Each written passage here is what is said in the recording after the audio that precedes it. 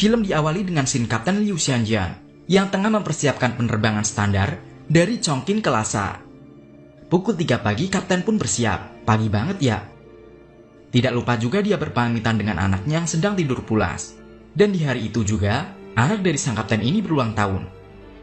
Kapten Liu Xianjian pun berjanji akan ikut merayakan acara ulang tahun putrinya saat dirinya sudah kembali pada malam hari. Kapten pun tiba di kantor operasional Sihuan Airlines pukul setengah 5 pagi. Dalam penerbangan ini, dia ditemani oleh 2 rekan kerjanya. Jadi ada 2 pilot dan 1 kopilot dalam penerbangan ini.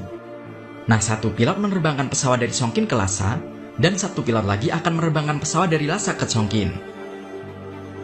Sebelum keberangkatan, para kru pesawat pun mempersiapkan segalanya. Kapten dan kopilot mengadakan briefing terlebih dahulu mengenai rute yang akan mereka lalui dalam penerbangan kali ini. Para pramugari pun mempersiapkan semuanya, mengecek kuku mereka yang sudah di mani-pedi, dan tidak lupa menyamakan waktu pada jam tangan mereka.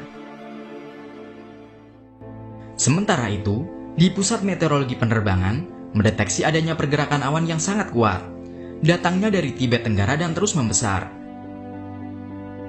Awan badai ini akan sangat berpengaruh bagi penerbangan, terutama yang melintas di atas pegunungan Himalaya, sehingga ruang kontrol penerbangan akan lebih memperhatikan rute dari maupun yang akan ke arah Tibet.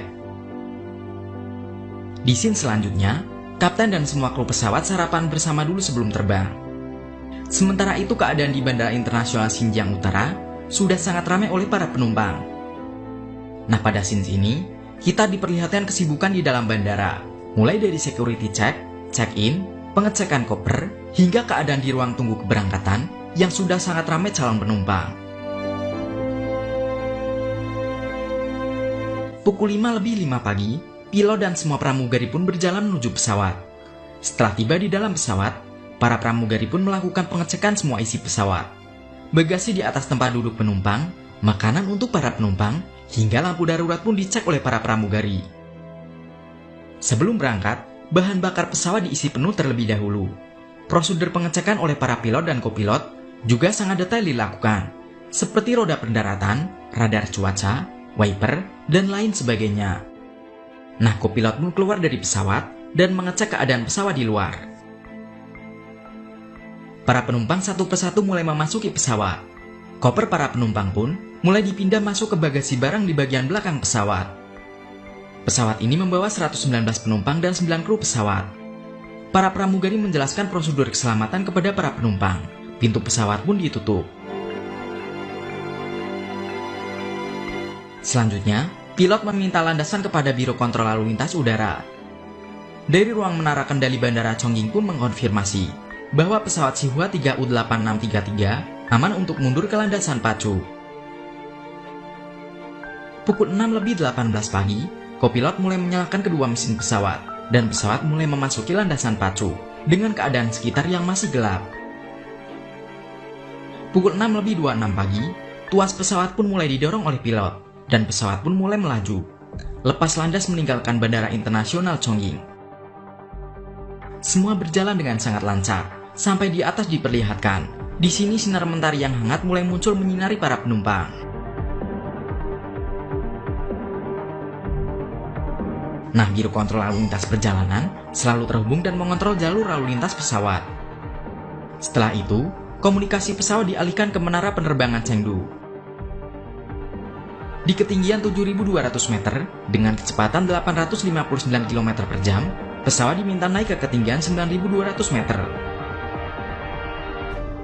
Nah, di ketinggian 9.200 meter, pesawat mengalami turbulensi. Pilot pun mematikan autopilot dan mengemudikan pesawat secara manual. Pilot melaporkan ke menara kontrol Chengdu bahwa mereka sudah mengalami turbulensi parah dan meminta izin untuk naik ketinggian. Menara kontrol Chengdu pun menginstruksi agar pesawat Xinhua 8633 naik ke ketinggian 9.800 meter.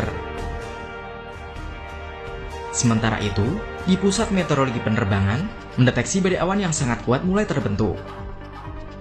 Turbulensi tidak berlangsung lama, pesawat pun kembali terbang dengan mulus, dan pilot pun mengaktifkan kembali autopilotnya. Para pramugari mulai melayani para penumpang. Namun, penumpang yang tadi ngayal berulah lagi nih. Dia mensela-mensele saat memesan makanan. Tadinya minta bubur kemudian gak jadi, dia malah minta mie. Pengennya mie kuah pakai telur sama nasi mungkin ya, songong banget dah nih penumpang. Pukul 7:02, pesawat di ketinggian 9.800 meter dengan kecepatan 835 km per jam, tepat di atas pegunungan bersalju dataran tinggi Tibet.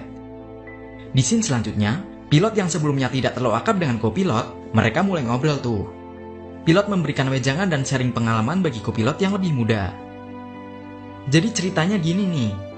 Sebelumnya, kapten dulunya merupakan pilot militer angkatan udara dan menerbangkan pesawat bomber. Dia sudah 100 kali lebih menerbangkan pesawat dan melewati rute ini.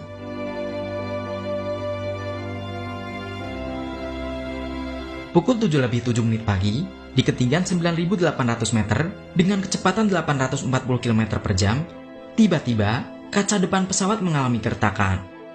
Padahal di sini tidak ada kontak dengan benda di luar pesawat yang menyebabkan kaca retak. Pilot pun menghubungi menara kontrol tuh dan diinstruksikan untuk kembali ke Bandara Chongqing. Namun, tidak lama setelah itu, kaca pun pecah dan menyebabkan kopilot nyaris tersedot keluar dari pesawat karena kabin pesawat kehilangan tekanan udaranya. Sumpah, ngeri banget kalau seandainya di posisi kopilot seperti ini. Untungnya dia masih ketahan sama sabuk pengaman dan dipegang erat sama kapten.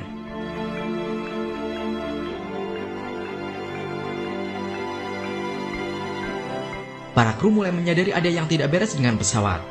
Pilot kedua pun mencoba menghubungi kabin, namun tidak ada respon. Guncangan mulai terjadi, penumpang mulai panik. Nah, di sini kejeniusan pilot mulai diperlihatkan. Dia menurunkan ketinggian pesawat agar mendapatkan tekanan udara yang lebih stabil. Saat pintu kabin terbuka, pilot kedua hampir saja tersedot ke dalam kabin.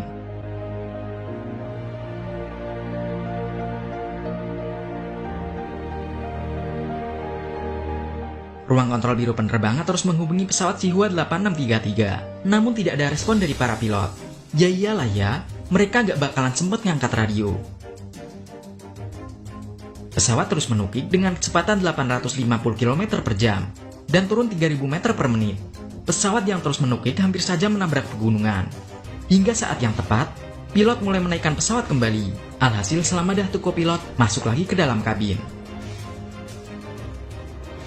Pilot kedua pun mencoba masuk ke dalam kabin dengan susah payah, dibantu oleh pramugari dan penumpang. Setelah masuk, dia membantu pilot dan kopilot untuk memakai alat bantu pernapasan. Kamu bayangin aja, di ketinggian tersebut pasti sulit banget buat napas, dan pasti dingin banget ya, apalagi diterpa angin dengan kecepatan yang sangat tinggi. Ngap-ngapan pasti rasanya ya.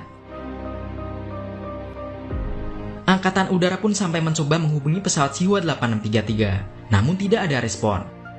Prosedur pendaratan darurat pun disiapkan. Pesawat tempur yang sedang latihan diperintahkan untuk mendarat terlebih dahulu. Semua pesawat komersial juga ditunda penerbangannya.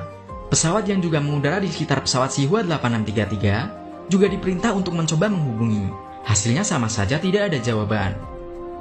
Kabar pesawat Zhihua 8633 mengalami insiden pun langsung menyebar di kalangan pecinta penerbangan dan dunia maya.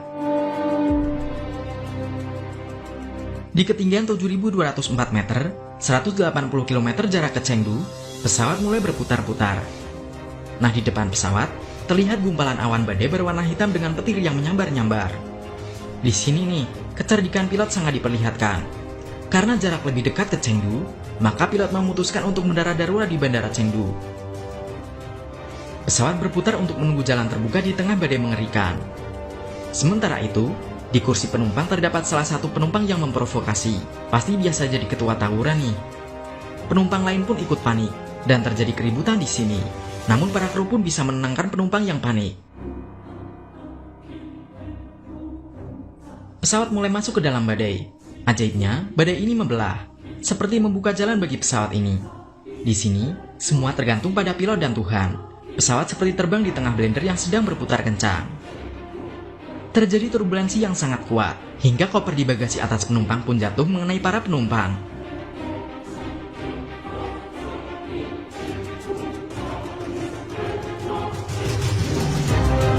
Pesawat melewati hujan gumpalan es, membuat badan dan sayap pesawat bergetar sangat hebat. Kemudian radar pesawat pun menghilang. Semua orang di ruang kontrol penerbangan pun sudah pasrah.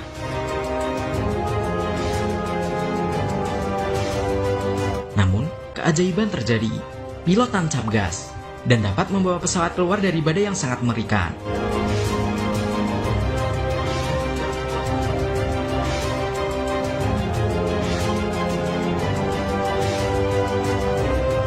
Radar pesawat pun muncul kembali di ruang kontrol penerbangan di bandara.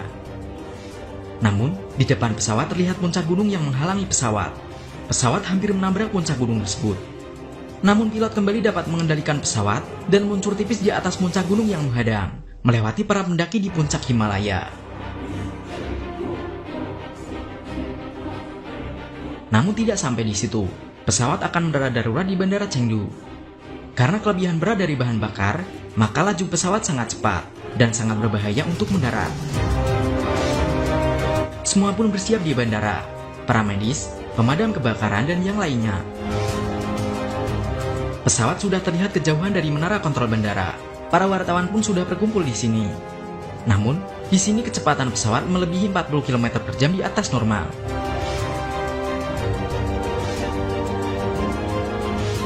Roda pesawat mulai menyentuh aspal landasan pukul 7:56 pagi dengan kecepatan 287 km per jam. Namun kartu pembalik tidak berfungsi, sehingga laju pesawat tidak berkurang. Sampai-sampai, kopilot pun menggunakan pedal rem dengan sangat kuat, hingga menyebabkan ban pesawat bagian belakang pecah. Keajaiban terjadi kembali di sini. Kartu pembalik berfungsi kembali, sehingga kecepatan pesawat pun dapat berkurang dan dapat berhenti sebelum landasan pacu habis.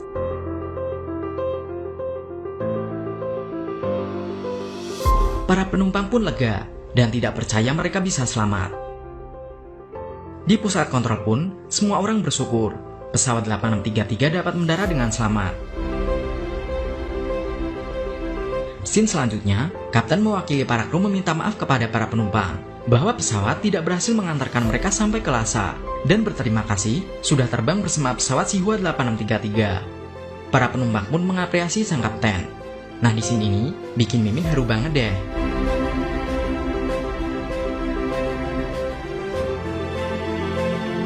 Semua penumpang dan para kru segera turun.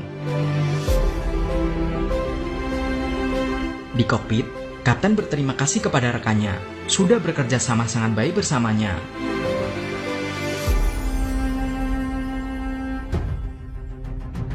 Di bawah, para penumpang sudah menunggu kapten untuk berterima kasih. Dan saat kapten bersama dua rekannya keluar, mereka disambut haru dan semua orang pun memberi hormat. Di scene selanjutnya, kita ditampilkan waktu 1 tahun kemudian. Para pilot dan para pramugari merayakan ulang tahun yang pertama kesempatan hidup mereka yang kedua, bertepatan dengan ulang tahun putri sang kapten. Film pun selesai. Film ini mendapat skor 6 dari 10 di IMDb. Menurut Mimin sih harusnya bisa lebih ya, apalagi visual grafisnya yang bagus banget. Nah, menurut kalian, pelajaran apa yang dapat diambil dari film ini? Tulis pendapatmu di kolom komentar ya. Terima kasih, dan dadah Cinephile.